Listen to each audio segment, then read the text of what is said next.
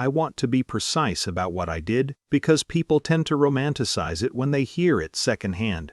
I wasn't the family peacemaker in the way that gets described warmly at Thanksgiving.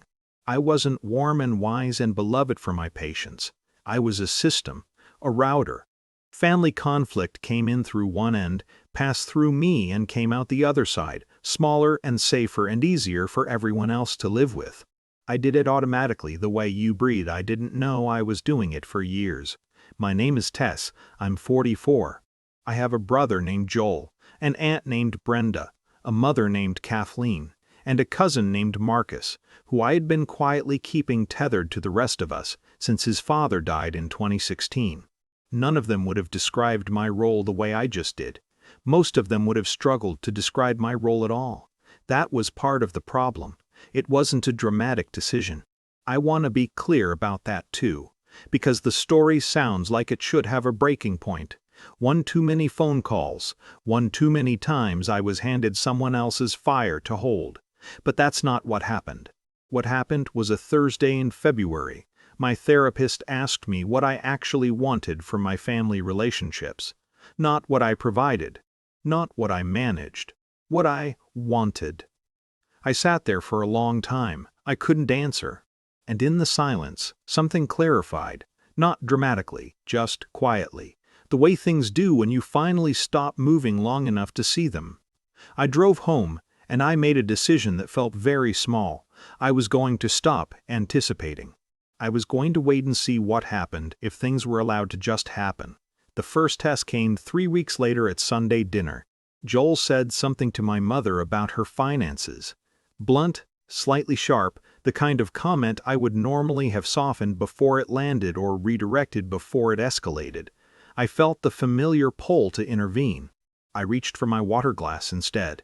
My mother's face tightened. Joel didn't notice. The meal ended early and badly, with my mother saying she was tired and Joel leaving before dessert. I helped clear the table. I drove home. I sat in my car in the driveway for about 10 minutes. The feeling wasn't relief exactly. It was stranger than that. Like I had kept something that belonged to me, and I wasn't yet sure what to do with the having of it. Over the next 4 months, I watched. Joel and my mother had the argument about money that I had been quietly preventing for approximately 3 years.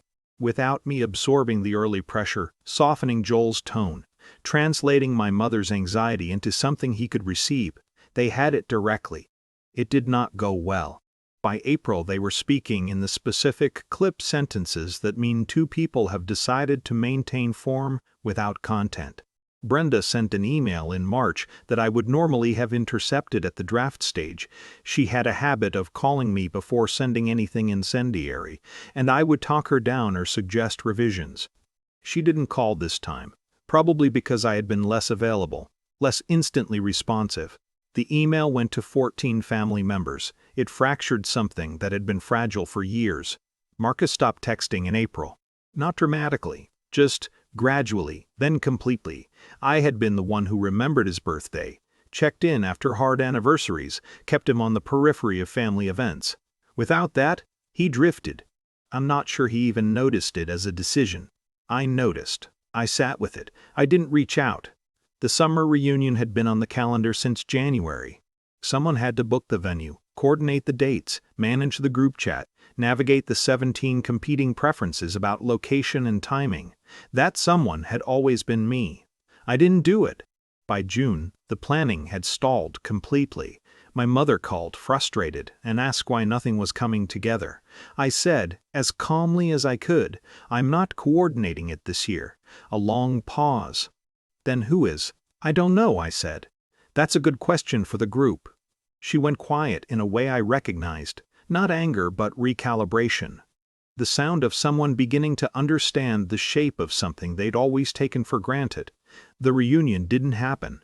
I'm still in this family. I answer calls. I show up. I'm not absent, and I'm not punishing anyone. I want to be clear about that because the distinction matters to me. I'm just present as a person now instead of a function. What I've learned is that the fractures I was filling with myself were real fractures. Joel and my mother have things between them that were never mine to resolve. Brenda's relationship to conflict was never something I could fix by absorbing it.